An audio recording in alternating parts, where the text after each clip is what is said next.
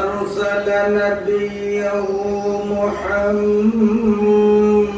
محمدا إلى كافة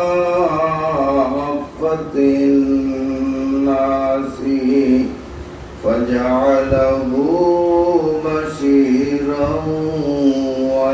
ونذيرا صلى الله تعالى عليه وعلى آله وأصحابه الذين طهرهم الله من الرجس والشرك فطهرهم تطهيرا اللهم صل على محمد وعلى آل محمد كما صليت على إبراهيم وعلى آل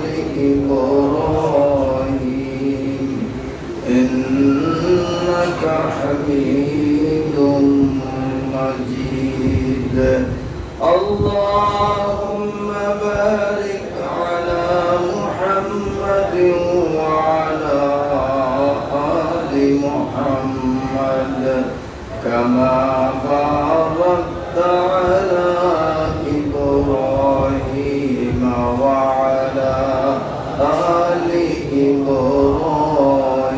إبراهيم إنك حميد مجيد أما بعد فأعوذ بالله من الشيطان الرجيم بسم الله الرحمن الرحيم وما خلقت الجن والإنس إلا ليعبدون صدق الله مولانا العظيم বক্তা নতুন প্রতিষ্ঠিত বাইতুল করিম জামে মসজিদের শুভ উদ্বোধন উপলক্ষে আজকের মতো মহামহিমান্বিত রজনী তথা শবে বরাতে মসজিদ গৃহে অনুষ্ঠিত আজকের এই বরকতময় মাহফিলে যে মহান আল্লাহ রাব্বুল আলামিনের অত্যন্ত দয়া মায়া ও অনুকম্পার ফলশ্রুতিতে উপস্থিত হওয়ার মতো সুযোগ লাভ করলাম প্রথমেই সেই মহান আল্লাহ পাকের দরবারে অকপট মনে শুকরিয়া আর কৃতজ্ঞতা নিবেদন করছি আলহামদুলিল্লাহ সম্মানিত উপস্থিতি আজকের এই রাত্রিটি বিশ্ব মুসলিমের জন্য একটি অনন্য ও অসাধারণ নেয়ামত আল্লাহ পাকের পক্ষ থেকে একটি গুরুত্বপূর্ণ বরকতময় রজনী এই রজনীটাকে শবে বরাত কিংবা লাইলাতুল বরাত বলা হয় শবে বরাত সব অর্থ রাত্র বা রজনী বরাত শব্দের অর্থ হলো পুণ্য বরাত শব্দের অর্থ মুক্তি বরাত শব্দের অর্থ হলো নিষ্কৃতি যেহেতু এই রাত্রটা পুণ্যময় রাত্র সেই হিসাবে একে শবে বরাত তথা পুণ্যময় রজনী বলে অভিহিত করা হয় আবার এ রাত্রে আল্লাহ রাব্বুল আলামিন দয়া করে মায়া করে অসংখ্য পাপীদেরকে মুক্তি দেন ক্ষমা করেন সেই হিসেবেও এই রাত্রিটিকে শবে বরাত তথা মুক্তির রজনী নামে নামকরণ করা হয় এই পবিত্র মাহে শাবানের রমজান পূর্ব চাঁদের 15তম রজনী লাইলাতুল বরাত বা শবে বরাত নিয়ে আমাদের সমাজে এক শ্রেণীর মানুষ খুব বাড়াবাড়ি করেন, আবার অন্যদিকে আরেক শ্রেণীর মানুষ খুব সারাসারি করেন।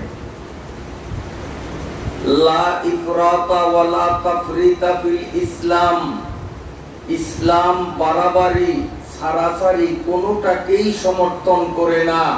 ইসলাম হলো মধ্যম পন্থা। বাড়াবাড়ি যারা করেন, বিশেষ করে মাজার পূজারী গ্রুপ যারা, তারা বিভিন্ন রকমের আলোকসজ্জা, বিভিন্ন রকম আনন্দ উল্লাসের অনুষ্ঠান ও কর্মসূচি তারা এতটাই বাড়াবাড়ি করেন, কেউ যদি এই রাত্রিতে ইবাদত না করে তাহলে তাদের দৃষ্টিতে এটি নিন্দনীয়, সমালোচনার কারণ। কিন্তু কেউ যদি তাদের সেসব অনুষ্ঠানগুলো উদযাপন করলো, ফজরের নামাজ পড়লো না, তা নিয়ে কিন্তু তাদের কোনো মাথা ব্যথা নাই। এটা হলো অতিরঞ্জন, বাড়াবাড়ি। ইসলাম এটাকে সমর্থন করে না। পক্ষান্তরে আরেকটি দল এই শবে বরাতকে নিয়ে তারা করেন সারাসারি, অর্থাৎ তারা বলেন শবে বরাত বলতে কিচ্ছু নাই। রাসূল করিম সাল্লাল্লাহু আলাইহি, এটা বন্ধ করেন না, রাসূল করিম সাল্লাল্লাহু আলাইহি ওয়াসাল্লামের যুগ থেকে নিয়ে সাহাবা ইকরাম, তাবেঈ তাবেঈন, আইম্মায়ে মুজতাহিদিন থেকে নিয়ে চলমান মুহূর্ত পর্যন্ত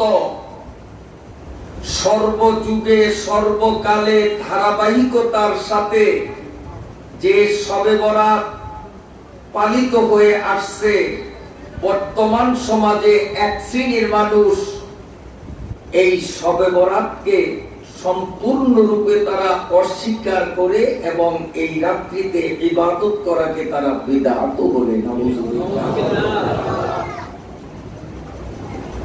মানুষ সাধারণত মোবাইলের বিভিন্ন নেগেট অনুষ্ঠান নিয়ে কিংবা টেলিভিশনের পর্দার সামনে বসে রাত্রি কাটায়। অন্তত এই রাত্রের গুরুত্ব অন্তরে লালন করে কিছু সময়ের জন্য আল্লাহর বান্দারা নামাজ পড়বে, দুরূদ পড়বে, জিকির করবে, এতটুকুও তাদের সহ্য হয় না। তাদের ইচ্ছে হলো যে অন্যান্য রাতের মতো আজকেও তারা টেলিভিশন নিয়ে মগ্ন থাকুক, মসজিদে না আসে। তাদের উক্তি যে শবে বরাত এই নামটা কোরআনে নাই, হাদিসে নাই, অতএব শবে বরাতের কোনো অস্তিত্ব নাই। এটি হলো তাদের ঘোড়া যুক্তি। তাহলে আমরা তাদেরকে বলবো, 30 পারা কোরআনের শুরু থেকে শেষ পর্যন্ত আপনি পড়েন, কোথাও মানুষ শব্দ খুঁজে পাবেন না। বুখারী শরীফ, মুসলিম শরীফ সহ হাদিসের কিতাবগুলো সম্পূর্ণ আপনি পড়ুন, কোথাও মানুষ শব্দটি লেখা রয়েছে আপনি দেখাতে পারবেন না। তাহলে কোরআনে হাদিসে যখন মানুষ শব্দের উল্লেখ নাই, তাহলে পৃথিবীতে কোনো মানুষ নাই। কি বলেন? পৃথিবীতে মানুষ নাই। মানুষ শব্দ আরবি কোরআনে কেন থাকবে? মানুষ শব্দ আরবি হাদিসে কেন থাকবে? মানুষ শব্দটা তো আরবি শব্দ নয়, এটা হলো বাংলা শব্দ। মানুষ শব্দের আরবি হলো ইনসান। হাদিসের মধ্যে, কোরআনের মধ্যে ইনসান শব্দ ভুরি ভুরি ভাবে উল্লেখ আছে। কি বলেন? নাই। আল্লাহ তাআলাল ইনসানে হিনুম মিনাদ দার, কোরআন শরীফের মধ্যে ইনসান শব্দের উল্লেখ আছে। তো কোরআনুল কারীমের মধ্যেও শবে বরাত উল্লেখ নাই, কারণ শবে বরাত শব্দটা তো আরবি শব্দ নয়, এটা ফার্সি শব্দ। ফার্সি শব্দ। শবের আরবি শব্দ লাইল। লাইল শব্দ কোরআনে নাই। ওয়াল্লাইলি ইযা সাজা নাই কোরআনে। শবের আরবি শব্দ লাইল। বরাত শব্দ কোরআনে আছে। ওরা বলে শবে বরাত নাই কোরআনে হাদিসে, অতএব শবে বরাতের কোনো অস্তিত্ব নাই। এরা আবার নিজেদেরকে নিজেরা আহলে হাদিস দাবি করে, আবার সলফি দাবি করে। একই গ্রুপ, তাদের দুইটি নাম তারা ব্যবহার করেন, এক নাম আহলে হাদিস আর এক নাম সলফি। এরা শবে বরাতকে অস্বীকার করে, বিদআত বলে। নাউযুবিল্লাহ।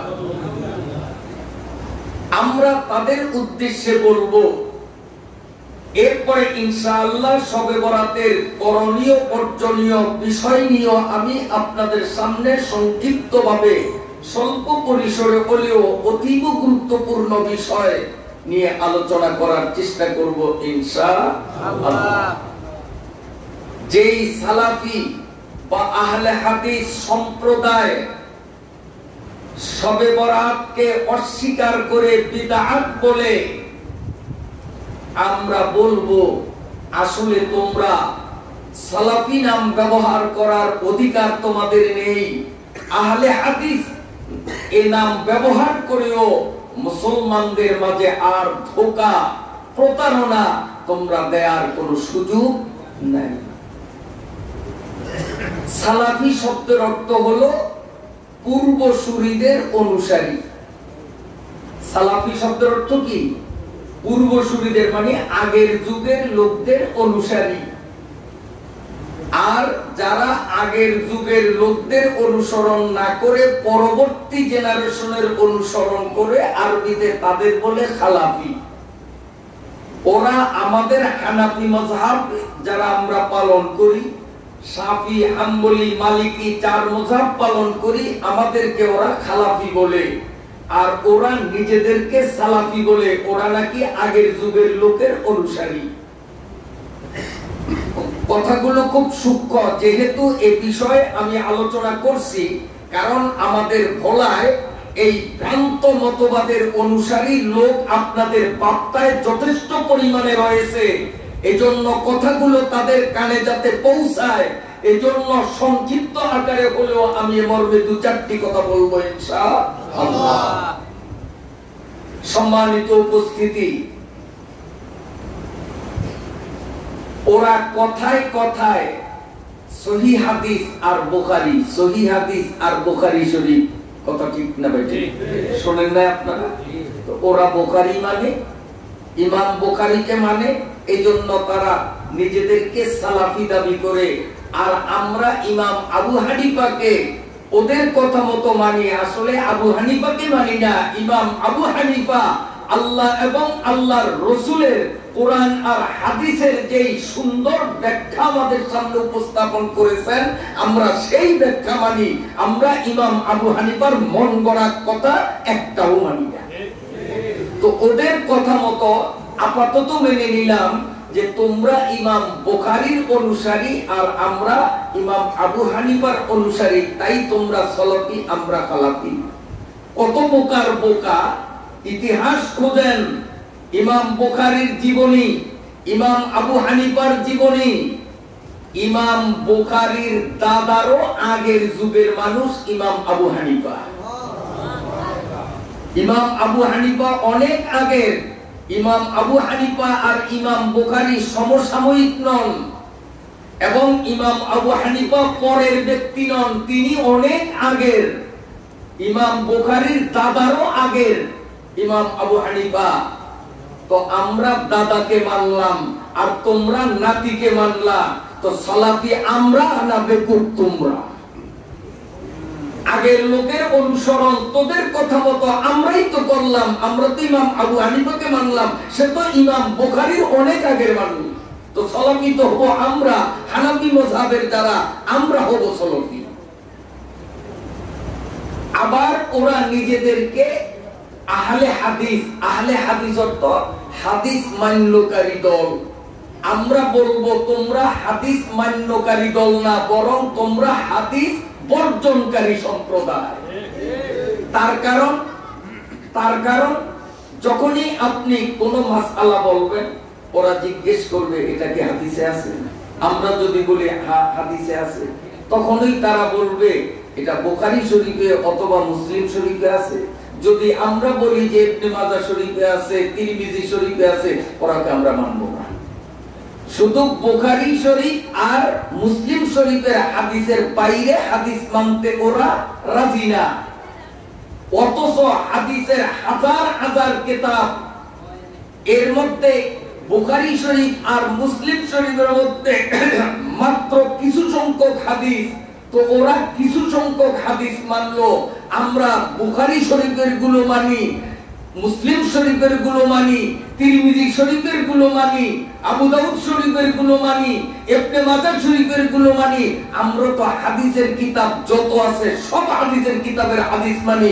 তোরা শুধু দুই কিতাব মানো, তো আহলে হাদিস আমরা না তোরা। কত ধোঁকা আর মানুষকে দেবা। হাদিস মানো না, কিভাবে মানে না এটার একটা প্রমাণ দিয়েই আমি শবে বরাতের আলোচনায় আসতেছি। হাদিসের কিতাবের মধ্যে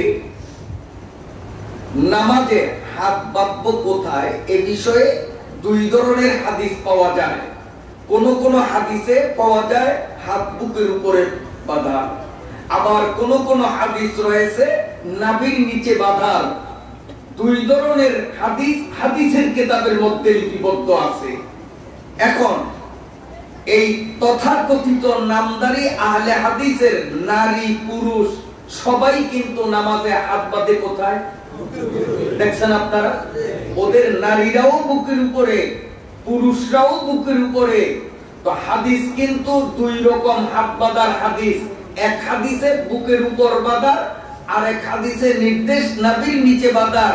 তো তোরা তো নাভির নিচে বাঁধার হাদিস বর্জন করলি, শুধু এক জাতের হাদিসের উপরে আমল করলি। তো তোরা আহলে হাদিস কেমনে? তোরা তো তারেকে হাদিস, হাদিস বর্জনকারী। আর আমরা হানাফিরা, আমরা দুইটা হাদিসকে মানি। তার কারণ কিভাবে? যে আমরা পুরুষদেরকে বলি যে পুরুষরা তোমরা নাভির নিচের হাদিসে আমল করো, আর মেয়ে লোকদেরকে বলি যেহেতু বুকের উপর হাদিস বাঁধার হাদিস আছে, এটাও ছাড়া যাবে না।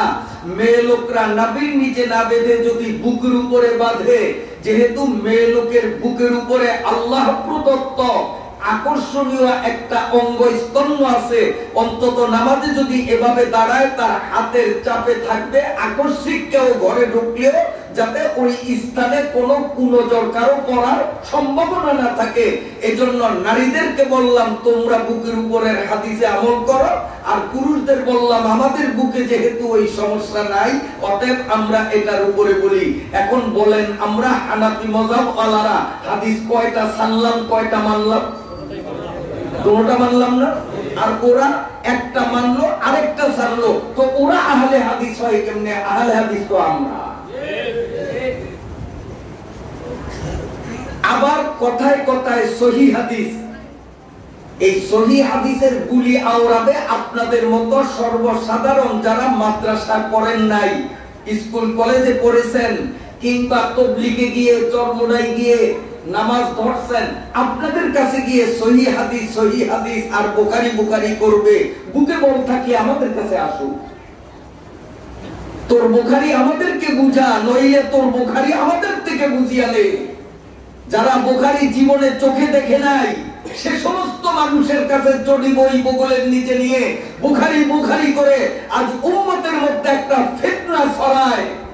যেই শবে বরাত রাসূল করিম সাল্লাল্লাহু আলাইহি ওয়াসাল্লামের যুগ থেকে প্রতি যুগে চলমান রয়েছে, কিয়ামত পর্যন্ত থাকবে।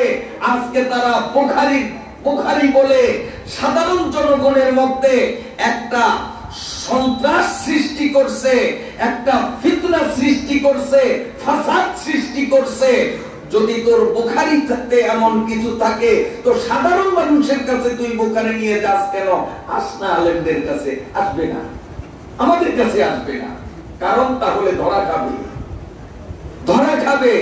ওরা তো ভালো কথা, ওদের গুরু ঠাকুর যারা তাদের ইনশাআল্লাহ তাদেরও সাহস নাই যে অন্তত আমাদের সামনে তারা বুখারী নিয়ে আসবে, কারণ আমরা বুখারী পড়েছি, আমরা বুখারী পড়াই। ওরা ভালো করে জানে আমাদের কাছে আসবে না। প্যারে হাজিরিন, সহিহ হাদিস সাধারণ মানুষ তো মনে করবে আল্লাহ সহিহ হাদিসের আমল করুন, সহিহ হাদিস মানে সঠিক হাদিস, বুঝাই এটা। জয়ীফ হাদিস মানব না, জয়ীফ হাদিস মানে দুর্বল হাদিস। আমরা যে কোনো হাদিস বললেই ওরা কয় এটা জয়ীফ হাদিস, এটা জয়ীফ হাদিস, জয়ীফ হাদিস মানি না, সহিহ হাদিস। সাধারণ পাবলিক মনে করবে আল্লাহ আসলে তো সহিহ হাদিস থাকতে আমরা জয়ীফ হাদিস, জয়ীফ হাদিস মানে দুর্বল হাদিস, আমরা সহিহটাই মানবো। কিছু লোক ধোঁকায় পড়িয়া যায়, আর কিছু লোক আলেম ওলামাদের কাছে বিষয়টা ব্যক্ত করে তাদের মনের সন্দেহ নিরসন করে নিজের আমলের উপর অটল থাকে। আলহামদুলিল্লাহ। মুহতারাম হাজিরিন, কি ভুল বুঝায়? সহিহ হাদিস মানে সঠিক হাদিস, আর জয়ীফ হাদিস মানে দুর্বল হাদিস। নবীজির কোন কথাটা সঠিক আর কোন কথাটা দুর্বল? আমার নবীর কোন কথা দুর্বল না। ওয়া মা ইয়ানতিকু আনিল হাওয়া ইন হুয়া ইল্লা ওয়াহয়ুন ইউহা। মুহাম্মদ হারগিজ না গুপ্তা, তা না গুপ্তা জিবরাইল, জিবরাইল হারগিজ না গুপ্তা, তা না গুপ্তা রব জলিল। আমার নবী আল্লাহ পাকের ইঙ্গিত ছাড়া জীবনে কোনো কথা বলেন নাই। তো নবীজির কথা দুর্বল এটা কোন মুসলমান বিশ্বাস করতে পারে? আমার নবীর কোনো কথা দুর্বল নয়, সব কথা সহিহ, সব সঠিক। এখন সহিহ হাদিস অর্থ কি?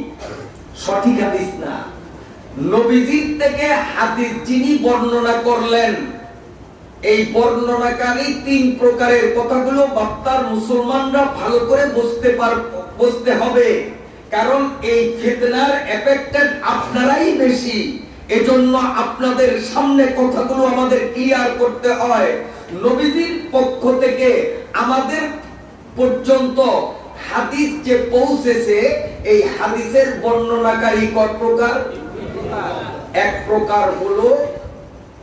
প্রকার হলো উত্তম যোগ্যতা সম্পন্ন বর্ণনাকারী, আরেক প্রকার মধ্যম যোগ্যতা সম্পন্ন বর্ণনাকারী, আরেক প্রকার হলো নিম্ন যোগ্যতার বর্ণনাকারী, নিম্ন যোগ্যতা সম্পন্ন বর্ণনাকারী। এখন উত্তম যোগ্যতা সম্পন্ন বর্ণনাকারী, মধ্যম যোগ্যতা সম্পন্ন বর্ণনাকারী, নিম্নমানের যোগ্যতা সম্পন্ন বর্ণনাকারী। কথাটা কি বুঝাইতে পারলাম?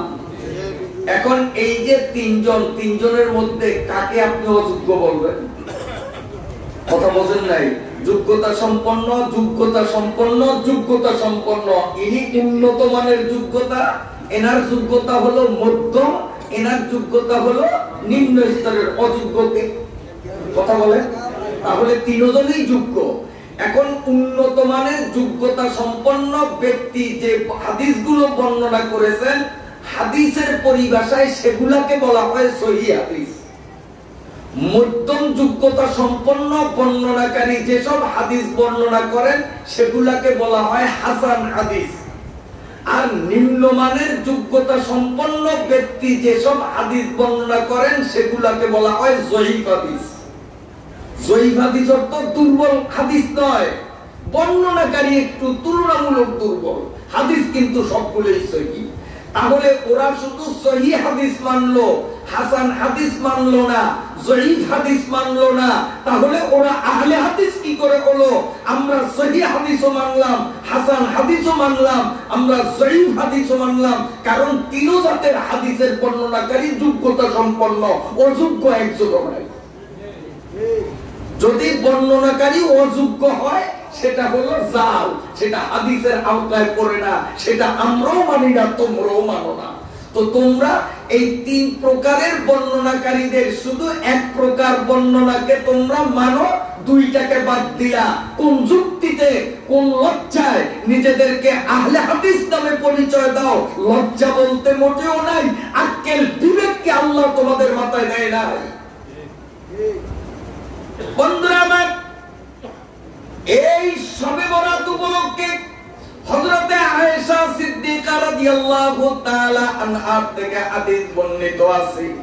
তিনি বলেন, আল্লাহ পাকের নবীর একাধিক স্ত্রী ছিল। নবী আকরাম সাল্লাল্লাহু আলাইহি ওয়াসাল্লাম রজনীকে বন্টন করে দিয়েছেন কোন রজনী কোন স্ত্রীর ঘরে রাত্রি যাপন করবেন। নবী বন্টন করে দিয়েছেন শাবানের 15তম রজনী, আজকের যেই রজনী।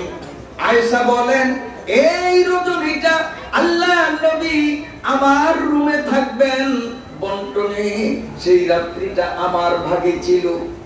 আমি গভীর রজনীতে বিছনায় যখন নবীজিকে দেখতে পেলাম না, আমি আল্লাহর নবীকে খুঁজতে শুরু করলাম। মনে মনে মানুষ হিসাবে আমার একটু সন্দেহ হলো, না জানি আমাকে ঘুমন্ত রেখে অন্য কোন স্ত্রীর রুমে গমন করলেন কিনা। এজন্য এক এক করে আমার প্রতিজন সতীনের ঘর তল্লাশি করলাম, কোথায় নবীজিকে আমি খুঁজে পেলাম না। পরিশেষে জান্নাতুল বাকি মদিনার মসজিদের অনতি দূরে বিশাল এক কবরস্থান আল্লাহ তৌফিক দিয়েছেন, আমরা দেখে আসছি। এই জান্নাতুল বাকি নামক কবরস্থানে হযরতে আয়েশা সিদ্দিকা রাদিয়াল্লাহু তাআলা আনহু বলেন, কোন সতীনের ঘরে যখন হুজুরকে খুঁজে পেলাম না, আমি সতীনদের ঘর তল্লাশির পরে যখন নিজ বাসায় প্রত্যাগমন করছি, হঠাৎ নজর পড়লো জান্নাতুল বাকি নামক কবরস্থানে আল্লাহর নবী সাল্লাল্লাহু আলাইহি ওয়াসাল্লাম সিজদায় ভুলুন্ঠিত হয়ে দু চোখের পানি ছেড়ে গুনগুন করে কাঁদছে। আমি আল্লাহর হাবিবের পাশে গিয়ে দাঁড়ালাম। আমার আগমন টের পেয়ে আল্লাহ পাকের নবী সিজদার থেকে মাথা উত্তোলন করে বলে, আয়েশা তুমি এখানে? তুমি কি আমার প্রতি দুর্বল? আমার প্রতি কি তুমি অহেতুক সন্দেহ করেছো আমি তোমাকে রেখে অন্য কোন স্ত্রীর ঘরে গমন করলাম কিনা? আল্লাহ পাকের নবী যখন বললেন, হযরতে আয়েশা বলেন, আমি নবীজির কাছে সত্য কথাই ব্যক্ত করলাম। ইয়া রাসূলুল্লাহ, যথার্থ বলেছেন। আসলে আপনার প্রতি আমার মানুষ হিসাবে একটা এমন খেয়াল আসা স্বাভাবিক। আমি এক এক করে সমস্ত সতীনদের ঘরে আপনাকে খুঁজলাম, কোথাও পেলাম না। আপনাকে সর্বশেষ এখানে এসে পেলাম। আল্লাহ পাকের নবী বলেন, আয়েশা রে, তুমি কি জানো আজকের এই রাত্রিটি কোন রাত্রি? হযরতে আয়েশা বলেন, আমি বললাম, ইয়া রাসূলুল্লাহ, আপনি আমাদের একটু আমাকে বুঝিয়ে বলুন। আল্লাহ পাকের নবী বলেন, আয়েশা রে, সারা পৃথিবীর মধ্যে বনি কালাব নামক একটা গোত্র, ওরা ভেড়া এবং ছাগল পালে। এক একজন ব্যক্তির হাজার হাজার ছাগল, হাজার হাজার ভেড়া তারা পুষত। সারা পৃথিবীর মধ্যে ছাগল পোষায়, ভেড়া পোষায়, তারাই ছিল শীর্ষস্থানে। আল্লাহ পাকের নবী বলেন, আয়েশা, বনি কালাব গোত্রের এক একজন ব্যক্তির হাজার হাজার ছাগল, হাজার হাজার ভেড়া।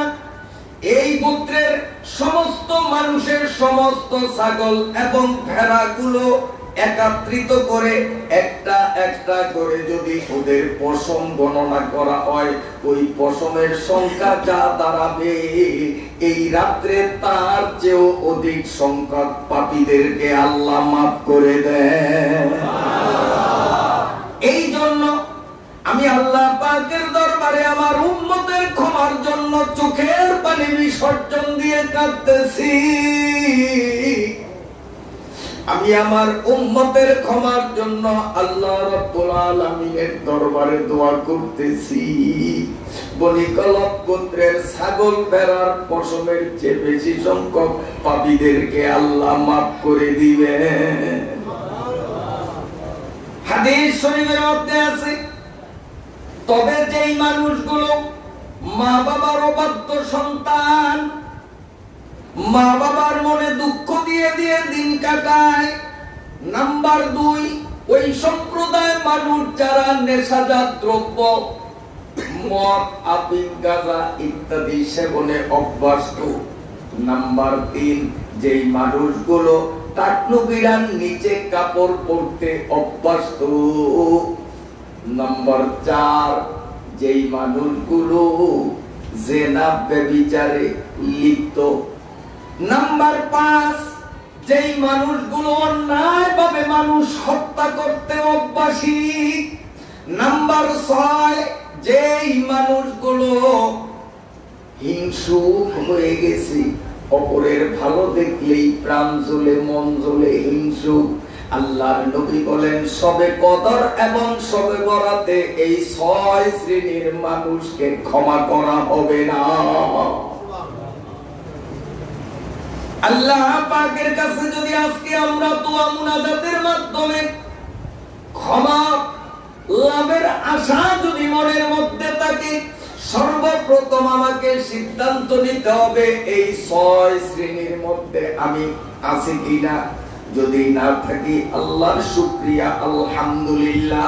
এই 6 প্রকারের কোন এক প্রকারে আল্লাহ না করুক যদি আমরা কেউ থেকে থাকি, তাহলে সর্বপ্রথম হলো আমাকে তওবা করতে হবে, এরপরে মালিকের দুয়ারে দোয়া করতে হবে। আগে তওবা করতে হবে। টাকনুবিরান নিচে কাপড় পরা এটাকে অনেকে ভদ্রতা মনে করে। আসলে ভদ্রতা যে কি জিনিস এটা বোঝার মতো কমন সেন্স তার মাথার মধ্যে নাই। এটা কেমন ভদ্রতা?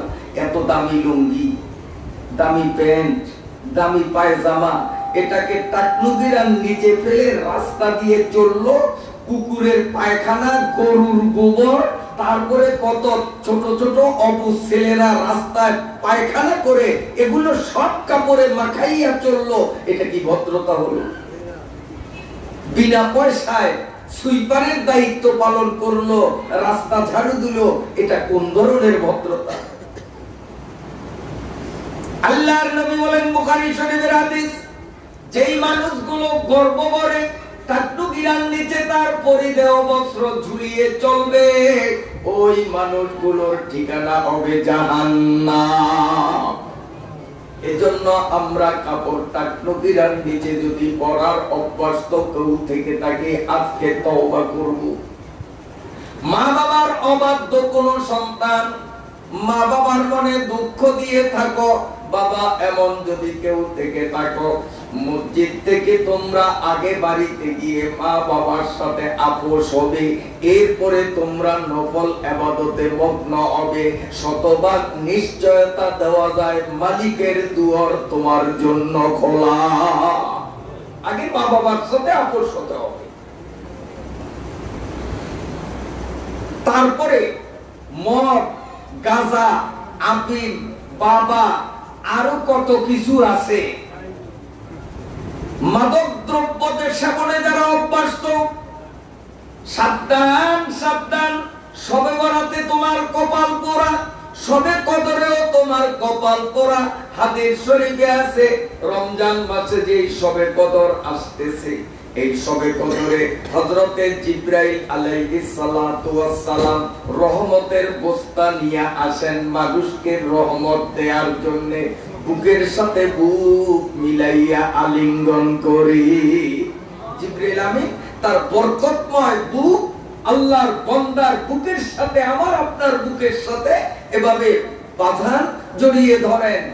কিন্তু এই যে 6 প্রকার মানুষ বললাম, এই 6 প্রকারের মানুষের কাছে এসে জিবরাইল আমিন যখন দেখেছে এটা এই 6 দলের এক দল, জিবরাইল আমিন বলেন না না, লাইলাতুল কদরে ওয়াজ তারে রহমত দেব না।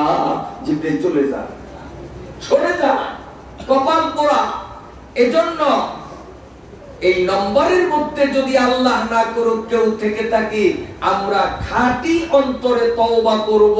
তওবার দুয়ার দরজা সব সময় খোলা, বিশেষ করে বিশেষ সময়ে একটু স্পেশাল ভাবে খোলা। সেই বিশেষ সময়ের এক সময় হলো আজকে। হাদিস শরীফের মধ্যে আছে ওমরে ফারুক রাদিয়াল্লাহু তাআলা আনহু একদিন রাস্তা দিয়ে যাইতেছিলেন, একটা যুবকের কান্নার অবস্থা দেখে ওমরের মতো শক্ত হৃদয়ের ব্যক্তিও স্থির থাকতে পারলেন না। ওমরের চোখ থেকে টপ টপ করে পানি ঝরা আরম্ভ হয়ে গেছে। ওমর মানুষটা কেমন, নরম না শক্ত? সবচেয়ে সাহাবীদের মধ্যে নরম তবিয়তের সাহাবী ছিলেন আবু বকর। আর সাহাবীদের মধ্যে সবচেয়ে বেশি কঠিন হৃদয়ের গরম মেজাজি কে? নবীজির কল্লা কাটবে আবু জেহেল পর্যন্ত সাহস করে নাই, অথবা সাইবা মুগিরা সাহস করে নাই। ওমর বলে আমি পারবো, সবাই বলে এটা তোমার জন্যই সম্ভব, কারোর জন্য সম্ভব না। তাহলে ওমর শক্ত দিলের মানুষ না নরম দিলের মানুষ? সেই শক্ত দিলের মানুষটার কান্না এসে গেল, মোমের মতো মন গলে গেল যে যুবকের কান্না দেখে। তাহলে যুবকের কান্নার ধরনটা কেমন? হযরত ওমর ওই যুবকের কান্নার ধরন দেখে নিজেকে স্থির রাখতে পারলেন না। কাছে গিয়ে বললেন, বাবা তুমি এভাবে দুঃখে দুঃখে কাঁদছো কেন? তোমার কান্নায় আমি তো ভেঙে পড়ে গেলাম। যুবক কাঁদে আর বলে, ও আল্লাহর নবীর বিশিষ্ট সাহাবী, দয়া করে আমাকে একটু আল্লাহর নবীর দরবারে নিবেন কি? আমি এক মহা পাপ করে বসেছি, নবীজির দরবারে গেলে ঠাই পাই কিনা জানি না। আপনি তো নবীজির দরবারের উল্লেখযোগ্য নেতৃস্থানীয় ব্যক্তিত্ব, অতএব আপনার মাধ্যমে নবীজির কাছে গিয়ে আমি হয়তো স্থান পাবো। আল্লাহ পাকের দরবারে নবীজির মাধ্যমে দোয়া করাতে পারলে আমি পাপ মুক্ত হব। হযরত ওমর বলেন, এই যুবকের কান্না থেকে আমি স্থির থাকতে পারলাম না। আমার সকল প্রোগ্রামকে মুলতবি করে আমি যুবককে হাত ধরে ধরে নবীজির দরবারে রওনা দিলাম। যুবকও কাঁদলে কাঁদতেছে, আমিও কাঁদতেছি। কাঁদতে কাঁদতে নবীজির কাছে গেলাম। আল্লাহর নবী বললেন, ওমর কে তোমার মতো শক্ত মনের মানুষটারে কাঁদালো? জীবনে কোনদিন তোমাকে কাঁদতে দেখা গেল না, আজ তুমি এভাবে কেন কান্নায় ভেঙে পড়লে? কারণটা কি? ওমর কাঁদতেছেন আর বলেন, হুজুর এই যুবকের কান্নায় আমাকে এভাবে নরম করে ফেলেছে। এই যুবক কি বলতে চায় দয়া করে একটু ওর কথাগুলো শুনো।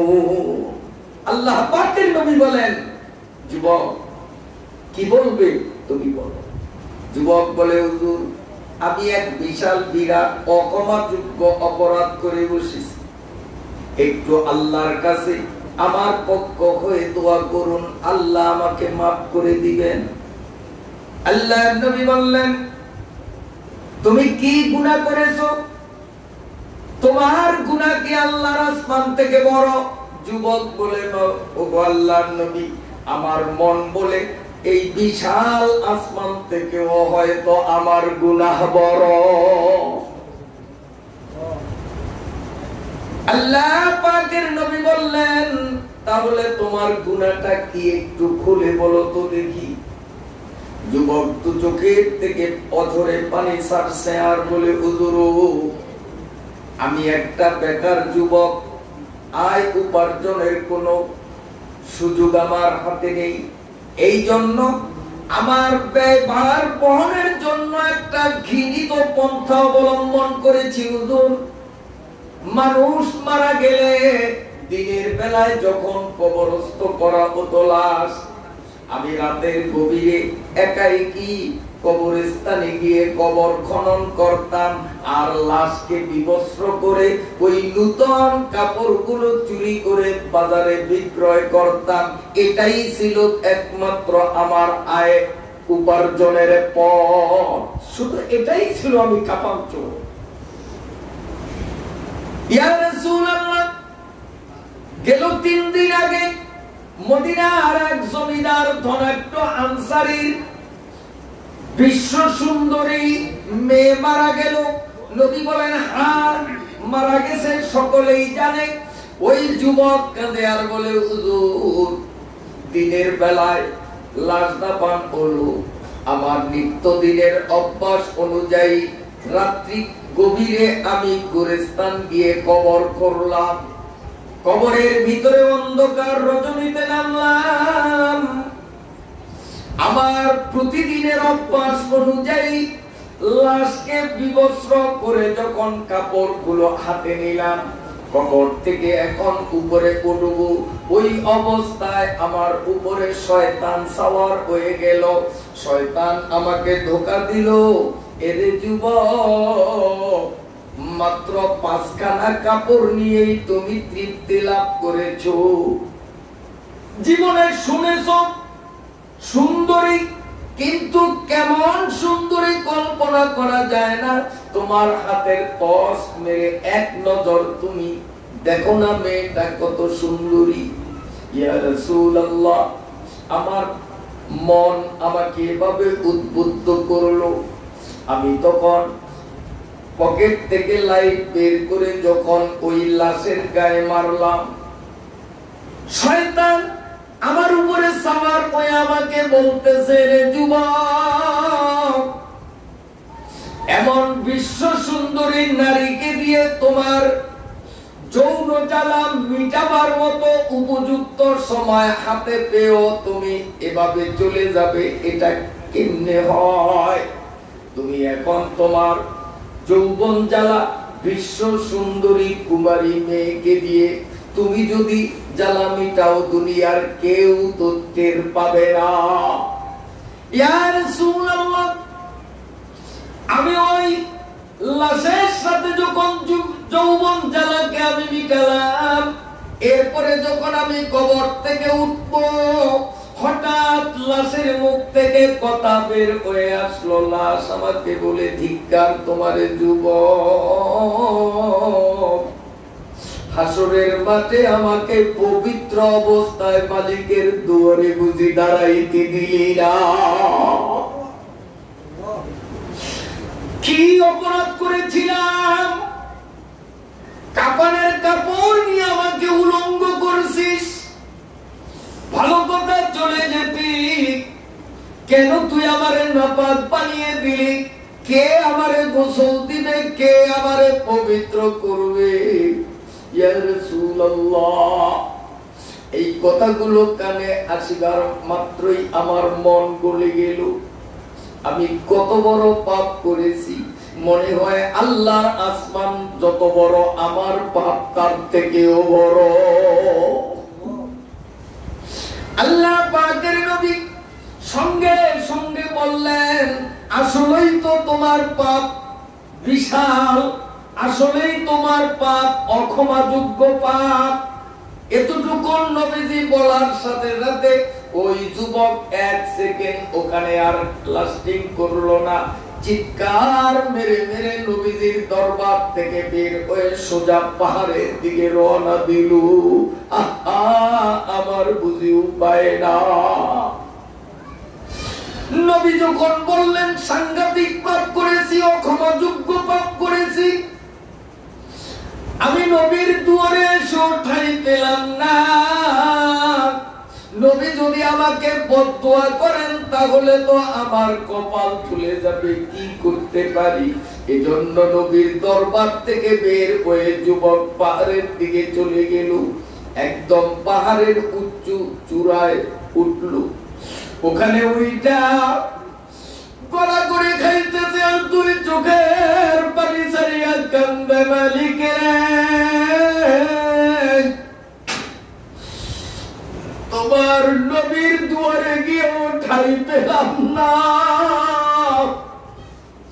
আল্লাহ, তোমার দরবারের দিকে দৌড়াইতে দৌড়াইতে আমি যতটুকু উপরে ওঠার শক্তি ছিল উঠছি, আর উপরে যাইতে যদি আসমান পর্যন্ত উঠার কোন মাধ্যম থাকতো বাবু, আমি ওখানেও আসতাম। আমার শক্তি শেষ। ও মাবুদ, তুমি যদি আমারে মাফ না করো আমার কোনো উপায় নাই। এইভাবে যুবক কাঁদতে কাঁদতে 3টা দিন গত হইয়া গেল।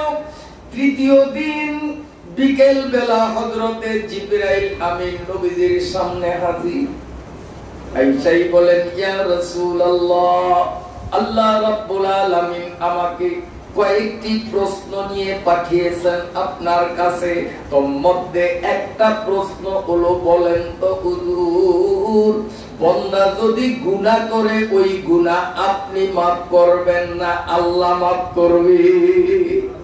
কে মাফ করবে? আল্লাহ। নবীজি বললেন, জিবরাইল এটা আবার কি প্রশ্ন? গুনাহ মাফ একমাত্র আল্লাহই করতে পারেন, আল্লাহ ছাড়া গুনাহ মাফ করার অধিকার তো কারো নাই। গুনাহ তো আল্লাহই মাফ করবেন। জিবরাইল আমিন বলেন, তাহলে হুজুর শুনেন। ইয়া রাসূলুল্লাহ, হুজুর 3 দিন আগে একটা যুবক আপনার দরবারে তওবার জন্য এসেছে কি? নবীজি বলেন, হ্যাঁ আসছে তো যুবক, সে তো সাংঘাতিক পাপ করেছে। কোথায় এখন জানি না, ও তো আমার এখান থেকে ভেগে গেছে, কোথায় গেছে জানি না। জিবরাইল আমিন বলেন, ইয়া রাসূলুল্লাহ, আল্লাহ রাব্বুল আলামিন আপনাকে হুকুম দেওয়ার জন্য আমাকে পাঠাইলেন। আপনার বিশিষ্ট নেতৃস্থানীয় সাহাবী আবু বকর, উমর, উসমান, আলী, তলহা এ ধরনের বড় বড় সাহাবীদেরকে টিম বানিয়ে অমুক পাহাড়ের চূড়ায় পাঠিয়ে দেন। ওই যুবক চোখের পানি ছাড়িয়া মালিকের কাছে যখন কান্না দিছে, আল্লাহ রাব্বুল আলামিন করে ক্ষমা করে দিয়েছে। এই যুবক মারা যাবে, কাঁদতে কাঁদতে মারা যাবে। তাড়াতাড়ি তাকে সুসংবাদ দিয়ে বিশিষ্ট সাহাবীদের টিম পাঠিয়ে সাদর সম্ভাষণ জানিয়ে আপনার দরবারে বরণ করার আল্লাহ রাব্বুল আলামিন আপনার প্রতি নির্দেশ জারি করেছে।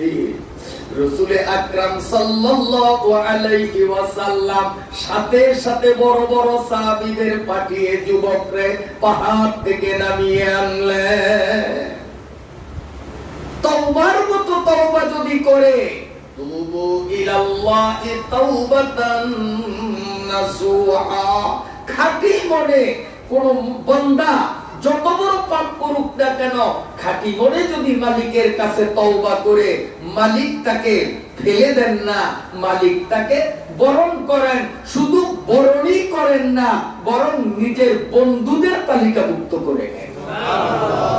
আল্লাহু ইউহিব্বুত তাওয়াবিন, তওবাকারীরা আল্লাহর বন্ধু। হাদিস শরীফের মধ্যে দেখা যায়, এক মহিলা গভীর রাতে হযরতে আবু হুরায়রা রাদিয়াল্লাহু তাআলা আনহু বাড়িতে আসলেন। আয়েশাই বলছেন, ওগো সাহাবী আবু হুরায়রা, আমি তো এক বিরাট পাপ করে বসেছি, একটু আমার পক্ষ হয়ে আল্লাহর কাছে দোয়া করুন, আল্লাহ আমাকে যেন মাফ করে দেন। আবু হুরায়রা সাহাবী বললেন, তোমার পাপটা কি ধরনের আগে বলতে হবে, আমি তো দোয়া সেইভাবে করব। কি পাপ করেছো? মহিলা কান্দে আর বলে, ওগো সাহাবী আবু হুরায়রা, যৌবনের তাড়নায় আমি অবৈধভাবে পরপুরুষের সাথে দেহদান করেছিলাম, নাউযুবিল্লাহ। ওই অবৈধ মিলনে আমি অন্তঃসত্ত্বা হয়ে পড়ি। এই অবৈধ সন্তান প্রসবের পর চিন্তা করলাম আমার স্বামী নেই, অবৈধ সন্তান কোলে নিয়ে সমাজে কিভাবে মুখ দেখাবো। এজন্য আমি পাহাড়ের পাদদেশে গর্ত খনন করে নিষ্পাপ নবজাতক শিশুটাকে যখন পাথর চাপা দিয়ে হত্যা করলাম, আমার মন কেঁপে উঠল। আমি যে জেনা করেছি, নিষ্পাপ একটা শিশুকে হত্যা করেছি, দুনিয়ার কেউ না দেখলেও তো আমার আল্লাহর চক্ষুরে আমি ফাঁকি দিতে পারি না। কিয়ামতের ময়দানে আমার আল্লাহ যদি আমাকে ধরেন আবার কি উপায় হবে? হযরতে আবু হুরায়রা কথাগুলো শুনে বললেন, সর সর, তাড়াতাড়ি আউট অফ হোম হয়ে যাওয়ার বাড়ির বাইরে চলে যা। জানি না তোর মতো এত বড় পাপিনী আমার এখানে থাকলে আল্লাহর কোন গজব নাজিল হয়ে যায়, তাড়াতাড়ি চলে যা। এই কথা বলার সাথে সাথে ওই মহিলাটা জবাই করা মুরগির মতো মাটিতে কিছুক্ষণ চটপট করছে। আল্লাহ, আমার বুঝি মাপের কোন সুরত নাই। এই মহিলা কাঁদতে কাঁদতে চলে গেল। ফজরের নামাজের পরে হযরতে আবু হুরায়রা রাদিয়াল্লাহু তাআলা আনহু মনে মনে চিন্তা করলেন, আমি যে মহিলাকে তাড়িয়ে দিলাম, নবীজি জীবিত থাকতে আমি বিষয়টা নবীজিকে কেন শেয়ার করলাম না? হযরতে আবু হুরায়রা ফজরের নামাজের পরে আল্লাহর নবীর খিদমতে যখন ঘটনাটা শুনাইলেন, আল্লাহ পাকের নবী বলেন, এরে আবু হুরায়রা, তুমি কি আল্লাহর কোরআন তিলাওয়াত করো না? জি হুজুর করি। নবীজি আয়াত শুনাইয়া দিলেন, ইল্লাল্লাযীনা তাবু ওয়া আমিলুস সালিহাতি ফাউলাইকা ইউবাদদিলুল্লাহু সাইয়্যাতিহিম হাসানাত। নবীজি আয়াত শুনিয়ে দিলেন যে এই আয়াতে আল্লাহ বলেছেন, যারা তওবা করবে, নেক আমল ধরবে, আল্লাহ শুধু তাদেরকে ক্ষমাই করেন না, বরং পিছনের গুনাহটাকে আল্লাহ তার কুদরতি মেশিনে শোধন করে ওই গুনাহটাকে নেক বানিয়ে দেন। সুবহানাল্লাহ। তো মহিলা যেই কায়দায় তোমার কাছে আসছে, তুমি নিরাশ করার পরে সে যেভাবে ক্রন্দন করছে, এতে প্রমাণ ওই মহিলা মনে প্রাণে আল্লাহর দরবারে তওবা করতে এসেছে। আল্লাহ শুধু মহিলারে মাফি করেননি, বরং তার মানুষ হত্যা এবং জিনার মতো বিশাল পাপ দুইটাকে বিশাল সওয়াবে রূপান্তরিত করেছে। হযরতে আবু হুরায়রা রাদিয়াল্লাহু তাআলা ওই মহিলাকে সুসংবাদ শোনাবার জন্য মহল্লায় মহল্লায় তল্লাশি দিলেন, খুঁজতেছেন কে আমার কাছে রাত্রে তওবার জন্য গিয়েছো। কোন সন্ধান নাই। খুঁজতে খুঁজতে খুঁজতে খুঁজতে অনেক দূরে গিয়ে দেখেন এক মহিলা ঘরের বাইরে মাটির মধ্যে গড়াগড়ি খায়, কান্দে আর বলে, বাবু জীবনে আর ঘরে ঢুকবো না, তোমার দরবারে যদি ক্ষমা নাই পাই, জাহান্নামে যদি আমার যাইতে হয়, দুনিয়ার ঘরের আরামের দরকার নাই। আল্লাহ, আমি বড় আশা করে সাহাবী আবু হুরায়রার কাছে দোয়ার জন্য গিয়েছিলাম, আমারে ভাগাইয়া দিল। ও মাবুদ, তুমি আমারে ভাগাইয়া দিও না। হযরতে আবু হুরায়রা রাদিয়াল্লাহু তাআলা কোরআনের আয়াত এবং নবীজির সেই সুসংবাদ মহিলাকে শুনাইয়া দিলে ওই মহিলা আলহামদুলিল্লাহ বলে তখন শোয়ার থেকে উঠলে। জিনাকারী, মানুষ হত্যাকারী এবং মৃত লাশের সাথে সেক্সকারী ব্যক্তিও যদি মনে প্রাণে তওবা করলে আল্লাহ রাব্বুল আলামিন যদি তাকে ক্ষমা করতে পারেন, আর তাদের এই তওবা তো কোনো বিশেষ মুহূর্তে ছিল না, সবে বরাতও ছিল না, সবে কদরও ছিল না, রমজানেও ছিল না, শুক্রবারেও ছিল না, ঈদের দিনেও ছিল না, নরমাল দিনে তওবা করাতেই যদি তাদের এমন পরিবর্তন হইতে পারে, মালিকের কাছে আপন হইয়া যাইতে পারে, আজকে লাইলাতুল বরাত, শবে বরাতে আমিও আপনি যদি মন থেকে মালিকের কাছে তওবা করি, আমার মালিক আমারে ফিরাইয়া দিবে না। ঠিক না ভাই? ঠিক।